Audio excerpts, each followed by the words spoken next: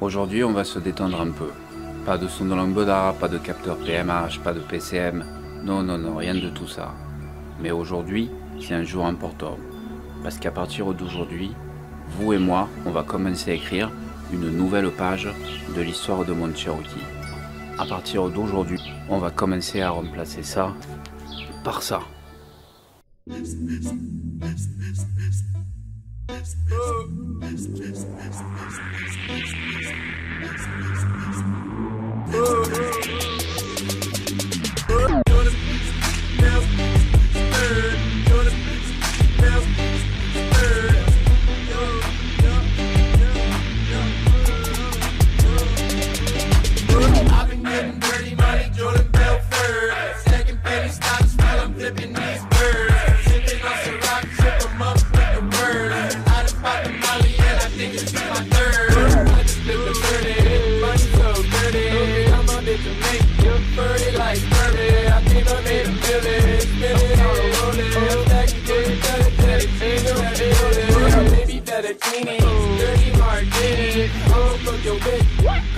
J'ai fini par trouver un ensemble de tirants de pont allongés pour améliorer les suspensions de mon Cherokee, en augmentant le débattement et en améliorant aussi le confort. Cet ensemble est constitué de 2 tirants de pont allongés et d'une traverse centrale démontable en 3 parties. Dans cette vidéo, je vais rapidement vous présenter l'ensemble que j'ai choisi, les raisons pour lesquelles j'ai pris celui-là et pas un autre, ses qualités et ses défauts. Mais bon, je ne vous ai pas tout dit. Je ne vais pas installer ce matériel tout neuf sur une vieille dame comme ça, sans prendre certaines précautions. Bon, attention, hein, pas d'ambiguïté, quand je parle de vieille dame, je ne parle pas de Brigitte, hein, je parle de mon Cherokee. Comme je vais pratiquement tout déposer, je vais en profiter pour remplacer tous les cylindres blocs, les cylindres blocs de pont, les cylindres blocs de transmission, les cylindres blocs sous les ressorts.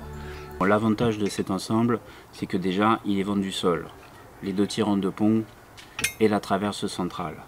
Moi, j'ai pas besoin de ressort, j'ai pas besoin d'amortisseur, de lame arrière. Sur mon Cherokee, j'ai déjà tout ce qu'il faut. J'avais juste besoin d'un ensemble simple comme ça, avec les tirants de pont et la traverse. Second avantage de cet ensemble, c'est que comme vous pouvez le voir ici, la traverse centrale est en 3 parties et assemblée par boulon. Ces 2 parties-là sont fixes et restent fixées sous le châssis, et la partie centrale est amovible, ce qui est quand même bien pratique quand tu veux sortir la boîte de transfert ou si tu as besoin de sortir la boîte de vitesse. Tu n'es pas obligé de tout déposer, les tirants de pointe, tout le bordel. La majorité des ensembles comme ça, longue arme, sont constitués d'une traverse en un seul morceau, ce qui est bien casse-couille, il faut le dire.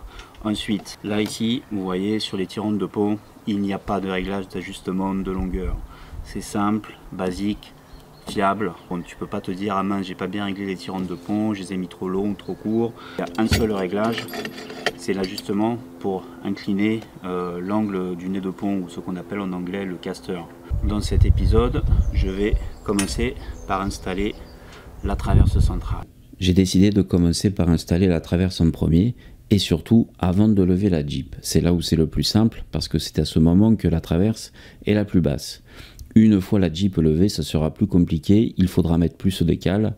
Là vous voyez, c'est assez simple.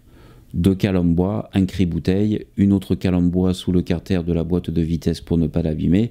Et voilà comment simplement je peux caler la transmission pour pouvoir déposer la traverse tranquillement. Ensuite, la traverse est fixée par 4 vis, douille de 16, douille de 13.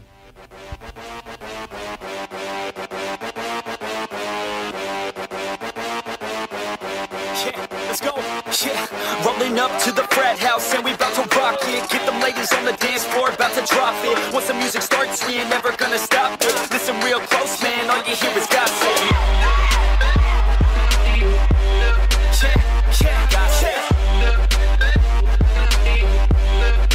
All you hear is gossip.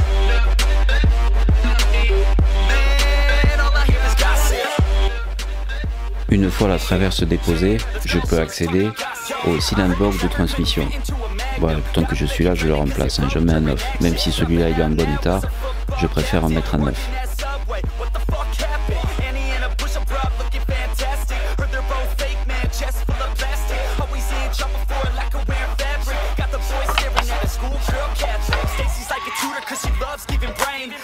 Je remonte les vis avec du frein filet.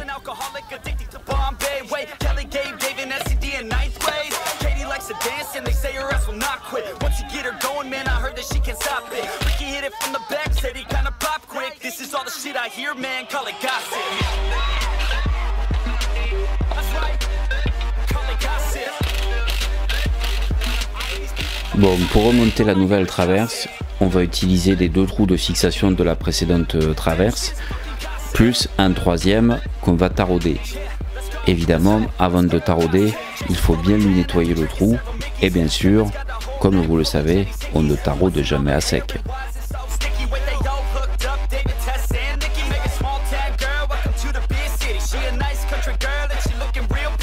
Là, je vérifie si j'ai bien travaillé, voilà, pas de problème.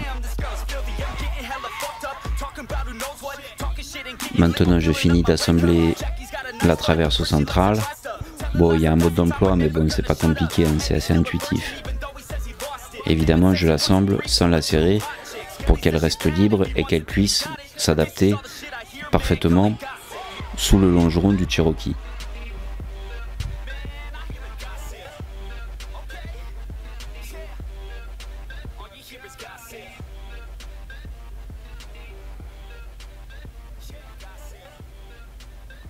Voilà, maintenant on va pouvoir la monter. Bon, pour monter la traverse, c'est bien d'être deux. Bon, tout seul, c'est pas évident.